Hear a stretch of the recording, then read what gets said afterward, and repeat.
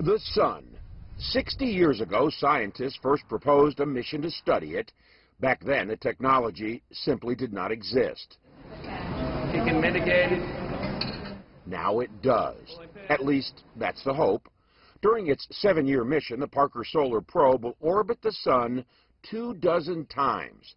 Its closest approach within 6 million kilometers of the surface. That's 7 times closer than any spacecraft ever. So why a trip to study the Sun?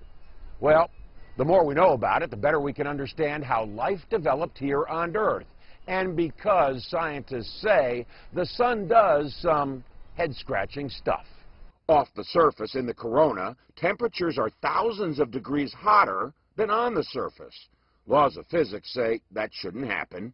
And little is known about solar winds that begin as a gentle breeze but zip by Earth at hundreds of kilometers per second. Disturbances in this solar wind, called space weather, can interrupt communications, change the orbits of satellites, and it creates a hazardous environment for astronauts. And in the most extreme case of these space weather events, it can actually affect our power grids here on the Earth.